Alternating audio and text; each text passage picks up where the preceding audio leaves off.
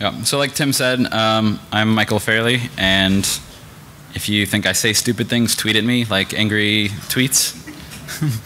I work at a company called Braintree, based out of the US. We handle credit card payments online. For the past 4 years, we've been doing this for thousands of businesses, including some like very awesome businesses that I've put up on the screen. As of 4 months ago, we're also working with merchants based out of Australia.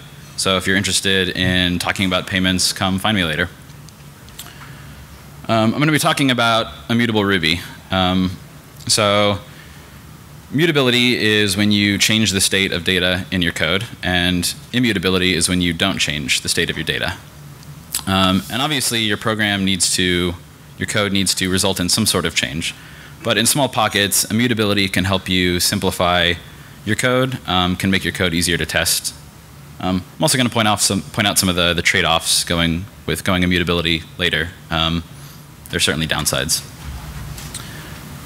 So I'm going to start off talking about some of the problems that can arise from mutation. I'm going to show you 4 examples of stock Ruby and Rails applications, and some odd scenarios that can come up and some bugs that I've encountered in production from these. First example.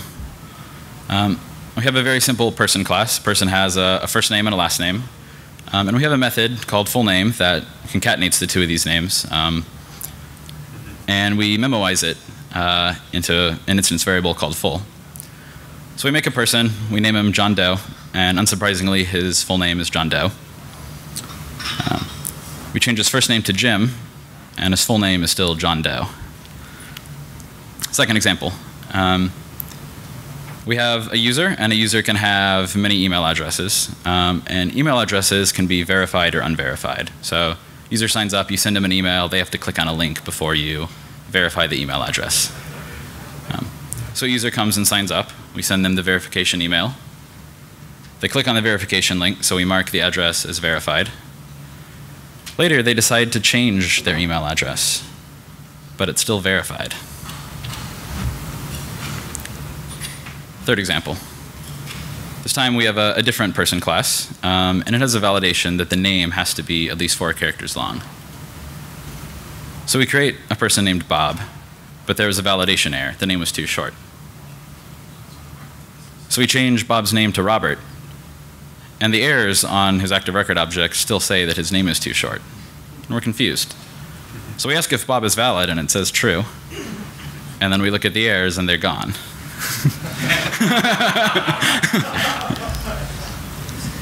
This is real. This next one's a little bit convoluted, but is extra confusing. So we have a hash and an array. We use the array as a key in the hash. Unsurprisingly, the hash looks like it should. We change the array. The hash looks like it should. But when we look for A in there, we can't find it. When we look with the literal, we can't find it. When we look with its old state, we can't find it. When we try to change A's value, A is now in there twice.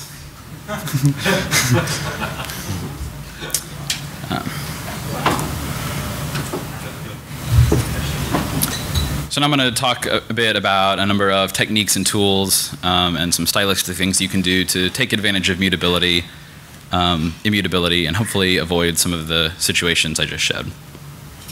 First thing I'm going to talk about is values. A value or a value object is an object that contains attributes but has no identity. So you work with these all the time. They're things like numbers. If you ask if 2 numbers are equal, you don't care if they're separate instances in the Ruby VM, you just care that they have the same value. And same things for dates and times. Their equality is based on the data inside of them, not any sort of identity they have. And they're also immutable. So time in Ruby has a method called UTC on it that gives you the UTC version of whatever time object you call it on.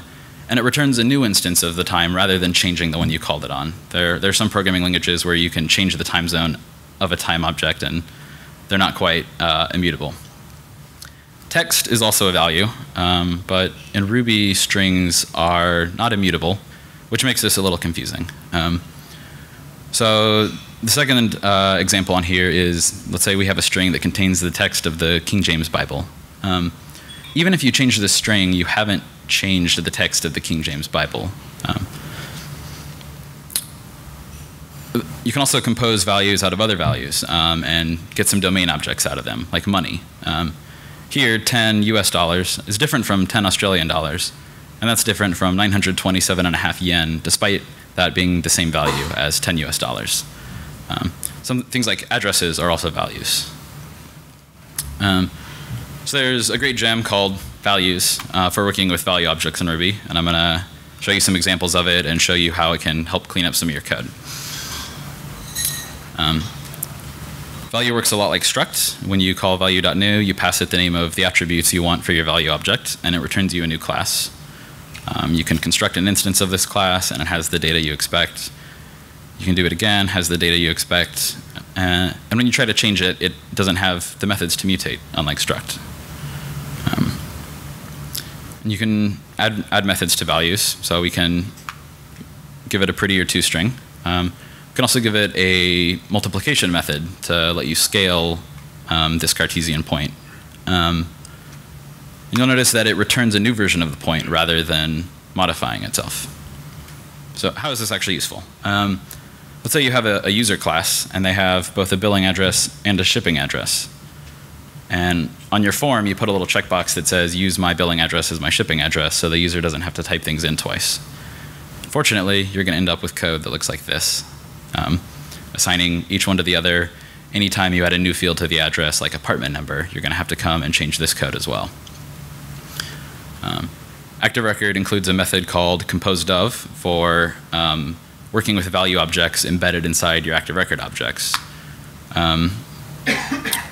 So this creates new methods on this user class called billing address and shipping address. And when you call them, active record takes each of the billing underscore methods and builds an address class out of them. And likewise for shipping. So now you can just assign the shipping address from the billing address. More importantly, values are incredibly useful for having different pieces of your system communicate with each other in clearly defined ways and that allow you to modify your code more easily. So first thing to point out is that testing value objects is very simple. All we have to do is create a value object, call whatever method on it we want to test, and assert against the result. And you'll notice that I only required point at the top. I didn't require spec helper. I didn't require Rails. This test is going to run incredibly quickly and doesn't have any dependencies on external libraries or things like that.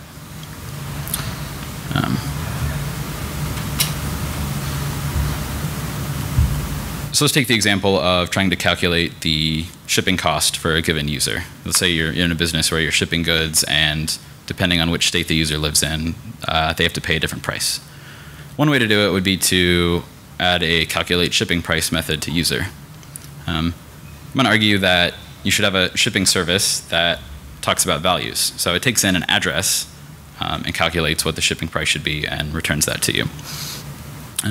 This doesn't seem that much better, and instead it seems a little more convoluted, but I'm going to show you why I think it's not. First of all, it's incredibly simple to test again. Methods and objects that operate only on values don't depend on Rails, don't depend on a database. We don't have to use factory girl. We don't have to stub or mock in order to test these things. More importantly, they make us resilient to change. So the top might be better right here, but what if a user has more than one address? Or what if we want to ship to people, to ship to businesses instead of users? Making these changes with the top code would have been much more difficult. But in the second one, because we're operating only on values, the path forward is much simpler.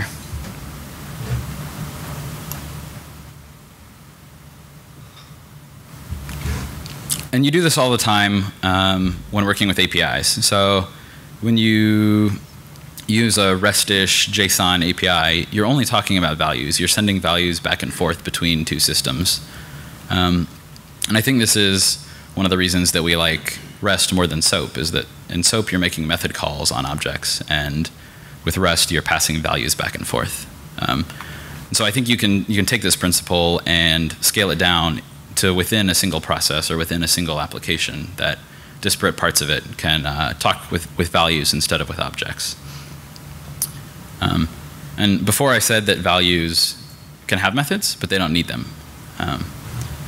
So in Ruby, an integer has 130 methods defined on it.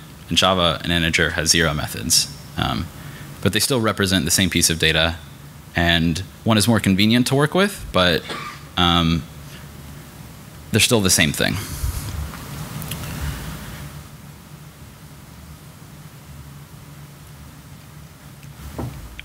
Immutability helps make some of your assumptions very explicit. It's very easy to write code and assume that an object or an array is not going to be changed, and the code you write today works.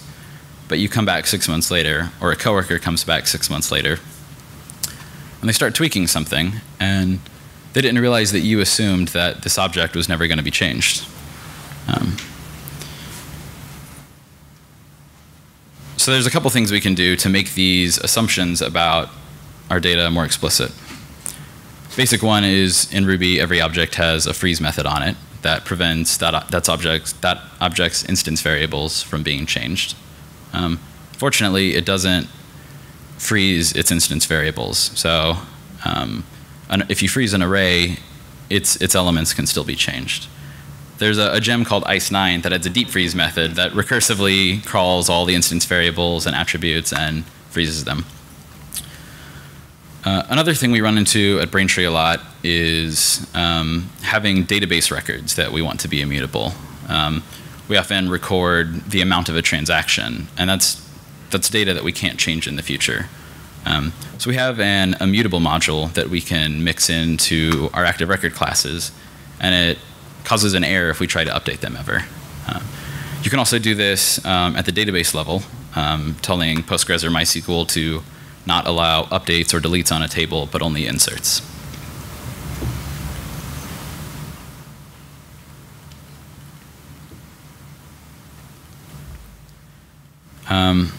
Similarly, there's a concept called event sourcing. And event sourcing is when you capture all changes to the state of your application as a sequence of events. And this can be two different things. This can be that you have events that drive the change, or that you use events as a log of the change that happened. So one example of this is a bank account. You open a bank account, you put $1,000 in it, and your balance is $1,000. You buy a ticket to this conference, and your balance goes down. You get paid, it goes up. You buy a book, your balance goes down. You return the book, back up.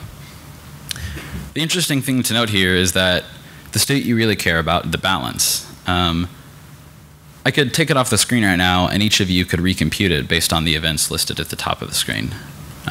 So here we'd say that the balance is derived state, and that the 5 events you saw are the observed state. So I'm going to break this down a little more. So we have these events that are the debits and credits on your account. They have a timestamp of when they happened, what the amount was, the account the money was coming from, the account it was moving to. And from these, we can compute the derived state, the balance.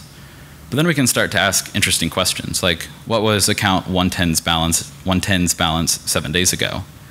And all you have to do is look at the events running up until 7 days ago, and you can get the answer to that.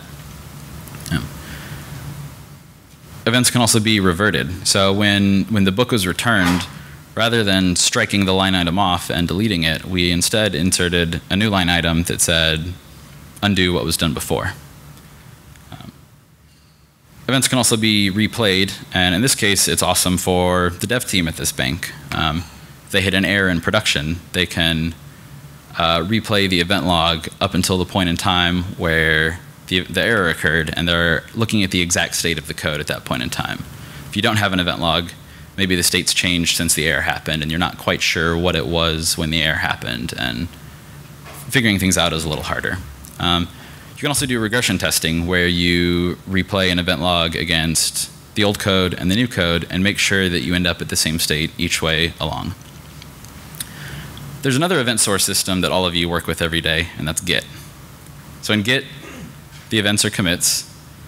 The derived state is your working directory or the head of a branch or a tag.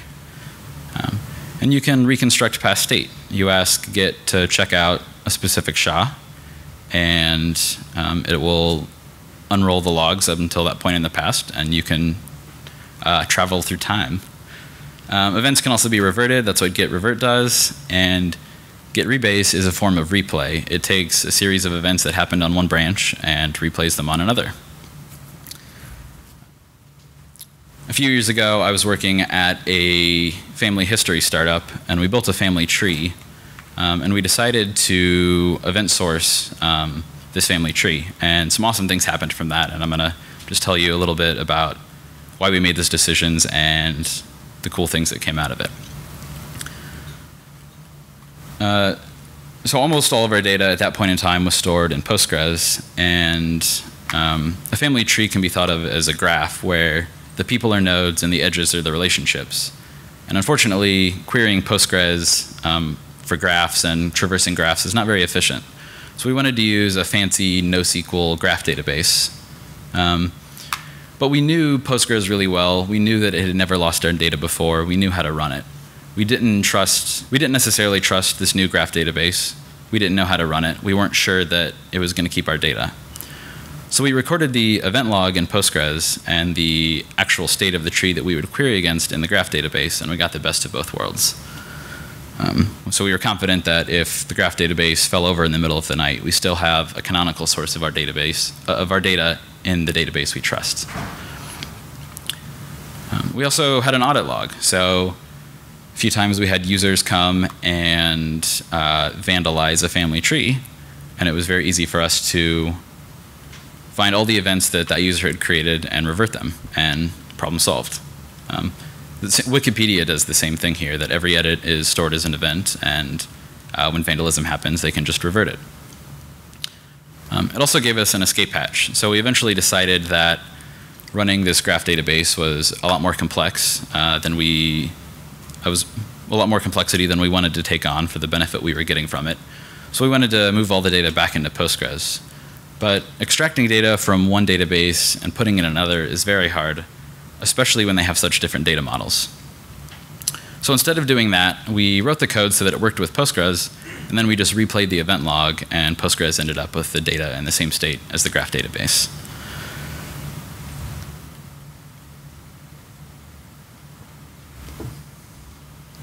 Some other things that event sourcing lets you do is have an undo feature. So in Microsoft Word, for example, undo is implemented as an event stream.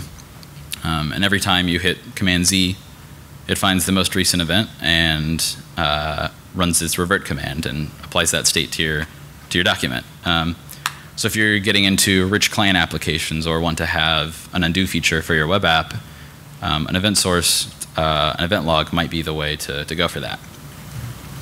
Another thing you can do is store the derived state in memory. Similarly to how we weren't sure if the graph database was going to hold our data or not, there are cases when you know it's not going to hold the data. And that's fine if you have a durable canonical store. So you can store data in memory, you could store it in Redis, something like that. There are a bunch of software engineering rules that make assumptions about the fact that your state is mutable. And if you use a mutable state, you can break some of these rules. There's a famous quote, "There are only two hard problems in computer science, cache invalidation and naming things." Turns out if you never update if you never update your data, you never have to invalidate it in the cache. So an example of this in action is with the Rails asset pipeline. For each of your assets, it records the version, a hashed version of the data inside the name of the URL that the browser is going to be requesting. And because you can assume that the data at this URL never changes, Rails sends out a cache header that says cache this for a year, and so browsers and CDNs will store it. Database normalization is also interesting. If you go look at Wikipedia to figure out why it was invented, the objective is to isolate data so that additions, deletions, and modifications of a field can be made in just one table. But it turns out that if you're never updating your data, you're never going to have to update data in multiple places. So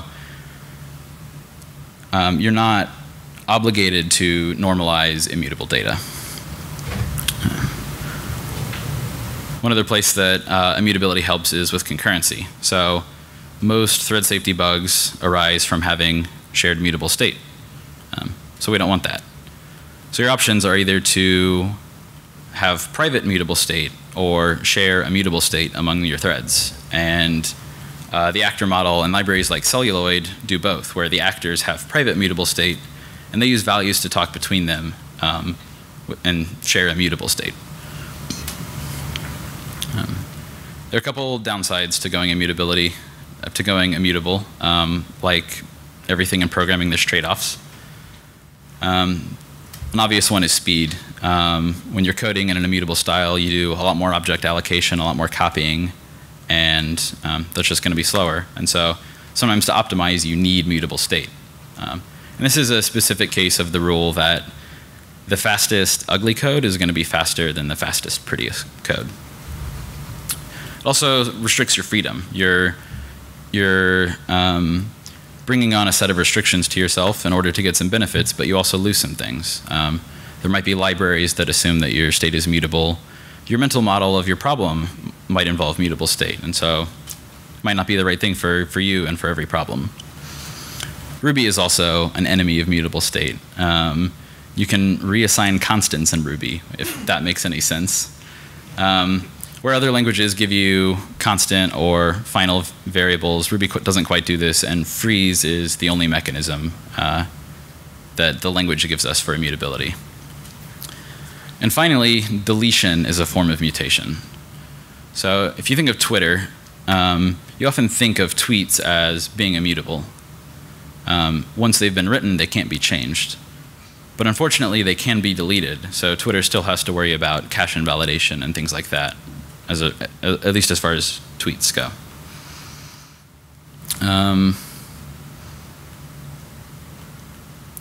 Running a little ahead of time, that's okay. If any of this is interesting, I have pointers to a few things that I think you would enjoy exploring a little bit more.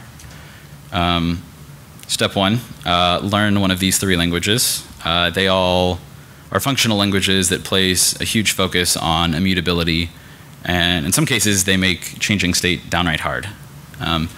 You might not find them useful for day-to-day web applications, for instance, but the ideas you learn there will be very useful and will make your Ruby code better. Rich Hickey is the creator of Clojure. He travels around the world like ranting about how evil immutable state is. And these are 4 talks of his that are very good. There are 2 really excellent texts on value objects. Domain-driven design is a book that covers in depth how value objects can be part of your domain and how they can relate to mutable objects in a consistent manner. And the C2 wiki is the world's first wiki. And it was where a bunch of old fogies got together and like argued about programming in the 90s. And there's some awesome arguments between like Martin Fowler and Kent Beck and Ward Cunningham about how value objects should work, and I'd recommend taking a look at those. Forgot to mention that this URL at the bottom has links to all of these things that I'm mentioning right now. Gary Bernhardt has been talking about this concept of the functional core and imperative shell, where your program is composed of small little pockets of pure functional, purely immutable methods and classes, and then they're all tied together at the seams by an imperative shell. He gave a talk at RubyConf called Boundaries that covers this in depth and is really good. Martin Fowler has sort of the canonical text on event sourcing. It's just an article on his website. I'm going to say thanks, but I finished early, so we're going to bonus round. So in Ruby, hashes and arrays and sets are all mutable data structures, but sometimes you want immutable data structures. And so that's what persistent data structures are. When you modify a persistent data structure, rather than changing the version that you hold, it gives you a new version that represents the new state. So there's a library for doing this in Ruby called Hamster, and I'm going to show you a few examples. So Hamster has a set. So we make a set of the symbols A, B, and C, and unsurprisingly, it contains A, B, and C. We add D to it, and unlike a normal set, we have to keep the result of this operation. And so the updated set contains the 4 elements, and the original set still just contains the 3. So the mutation was only mutation. We can also do this with hashes. When you update a value, the new hash contains the updated version, but the old hash doesn't. And you can add a value, and only the new hash contains that. And vectors are sort of like arrays. You can do the same thing. You add an element onto it. The old version remains unchanged. The new version has it. And you can change a value and not affect the original copy. So Hamster gives you these 6 data sets, 6 data structures to work with. What's really interesting is that persistent data structures are implemented fairly efficiently. A trivial way to accomplish this would be to just copy the entire array or copy the entire vector or set or hash every time you make a change to it. But persistent data structures do something a little more fun. So let's say we have a vector of the numbers 1 through 7. The middle nodes of this tree don't really matter, but the bottom nodes are the values of the vector in order. And the root of the tree is what the variable old refers to. So when we try to add a new element to this vector, we create a new tree, but it shares most of its structure with the old tree. Because most of the left side of this tree wasn't affected by appending 8, the new and the old can share, and so we didn't have to copy everything. Most of the nodes are shared between the 2, and 7 of the nodes aren't. So that was some computer science to finish the talk off, and thank you guys.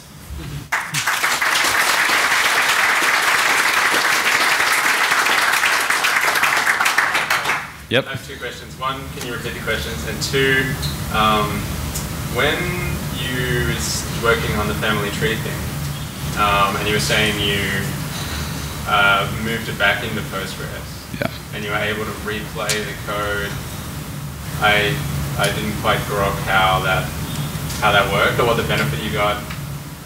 Okay. Yeah. So the first question was, can I repeat the questions? Yes.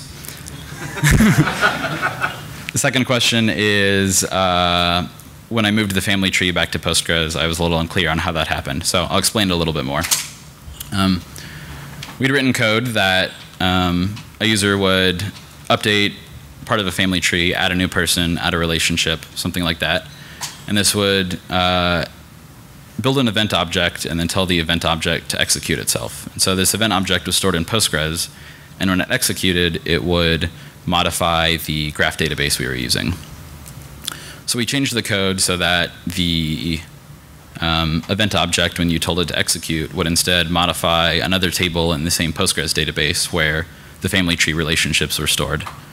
And so instead of having to copy the data out of the graph database into Postgres, we just found all of the old events and told them to execute in order, and that rebuilt the state that was present in the graph database back into Postgres. Was that clear? Awesome. Yep. What was the graph database? It was Neo4j. Any problems we had with it were our fault for the most part. Do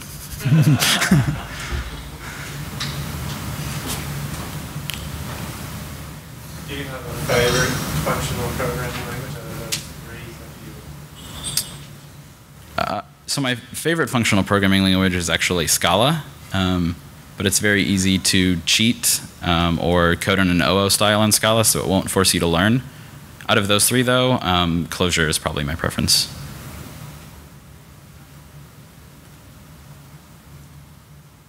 Yep. Right at the start of your talk, you said something which I think I knew what you meant, but I took issue with what it meant to me, which was about the idea that objects have no identity. Values have no identity.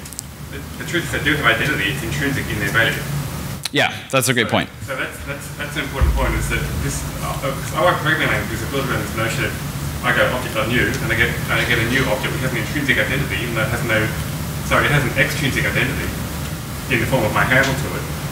And it has no context yet. I haven't done anything to discriminate from any other instance of that object. So it has no, I may have passed no values to the structure, I may have set no instance variables yet. So it actually gives it different from any other instance of that object, a new instance of that object, of that class I might create. But the identities of those different objects are still known because they're extrinsic. So this extrinsic versus intrinsic identity is it's an important point. I think we need to, what you're getting at here is this idea that you need to be working with objects that are built off their intrinsic identity.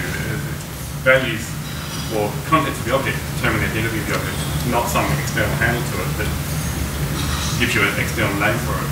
Yeah, so that was a good point. I said earlier that value objects don't have identity, and he pointed out that value objects, their identity is the data inside of them. And so in domain-driven design, value objects are contrasted with entity objects, and entity objects have an ID field or something like that. And you're used to these with active record objects where two people with the same name in your database are not the same person, even though their name values are the same because their identity is different.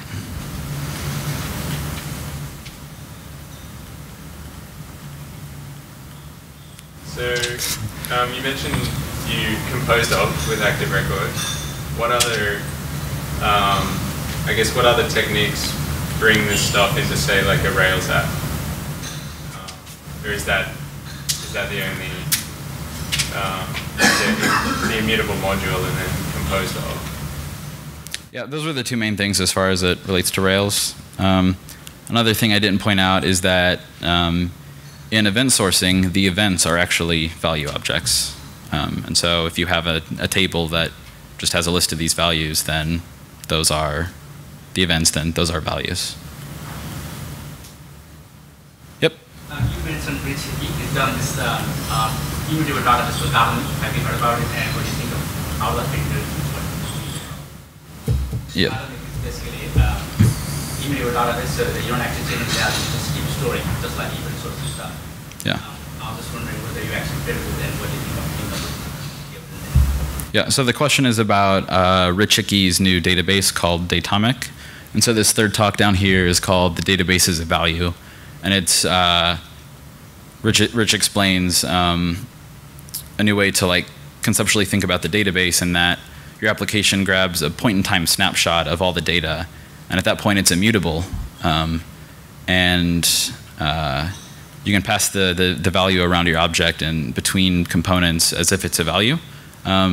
Which is a very interesting way to approach the problem, and it ends up being a gigantic event-sourced database, effectively.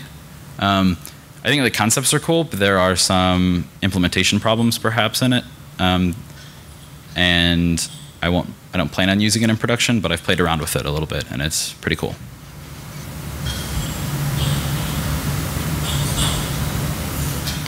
How complicated do your value object graphs get in your applications? So, I mean, like when you've got a few isolated objects, it's all pretty simple to manage. But do you end up with complicated graphs of this value object referring to another value object, things like that?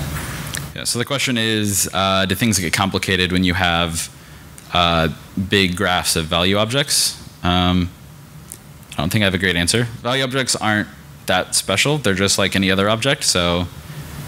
But my point is that they tend to be hard, like in terms of encapsulation. Whereas, you know, when you've got your standard OO model, you hide all of those details internally. Whereas a value object, you're exposing everything. There's no methods to go with it, but you've just got values exposed, and therefore you tend to find, like, if you're doing functional programming, you're walking graphs of objects to find different values. And I'm just curious if you've experienced that and how that affects like modifications to the code, refactoring, and other complications. So the question is about big graphs of value objects and whether they become unwieldy to work with, as opposed to sort of normal objects where they have methods that can encapsulate their state and mutate it. I haven't found it to be a problem. Because you are allowed to put methods on a value object, it can still encapsulate its state while not giving you handles to mutate it. Over here. Have you ever encountered an application that has mutable state and tried to reduce the amount of mutability in the program? And if so, how have you done so? How have you done that? Yeah, so the question is, have I worked on a program where there's lots of mutability and tried to pull it back and make parts of it immutable? We've been doing that, a little bit of that at Braintree recently. We have a lot of tables that are not explicitly immutable, and there are places in the code where we occasionally update rows, fields on them that can be safely updated, but we want to treat the rest of the row as immutable. And so we're sort of pulling off the mutable parts of it in order to make the core of the object immutable, if that made any sense. Do you have a question? Yeah, one related to the idea of the graphs of objects referring to each other. When everything is actually in a read-only state, that may be simple to manage, but sometimes you need to be saying through a chain of things and then change something at the very end. So like in the example, the person with an address, and that address has a street name. If the person and the address are both immutable, then to change the street name, you need to copy the address, and you also need to copy the person to refer to the new address. I know that some languages like Clojure and Haskell develop techniques to make that more convenient to do, to go through a chain of references and change something at the end and copy everything up. Is there anything like that for Ruby? So the question is, in deep graphs of value objects, reading them might be easy, but updating them is hard. Absolutely true, because you have to copy each step along the hierarchy. There's nothing that makes it easy to do in Ruby, and I think the things that make it easy to do in other languages are more convoluted than you actually want your code to be, which is why I said you might not want to use Haskell as a production system, but as something fun to learn with. Yeah, so if you end up with these complex hierarchies that you are going to be updating, that's probably a problem, and it might just be easier to mutate. Yes? Yeah, just two questions. Have you published the immutable mixin that you use in active record?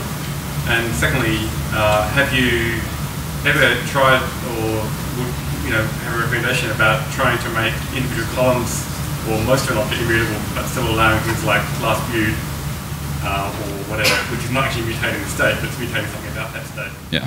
So that's two questions. Yeah. So the questions were about the immutable mixin I showed. One was, have I published it as a gem? The answer is no. I think there's like, what I showed was 5 lines of code that work. Yeah. Right. Yeah. You published it on the screen. 5 lines of code that do most of what you want.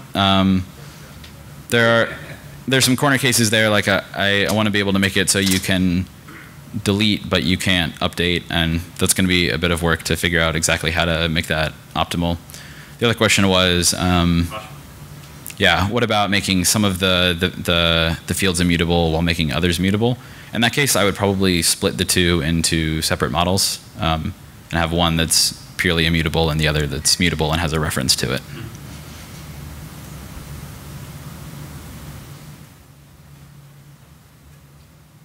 Okay, thank you all very much.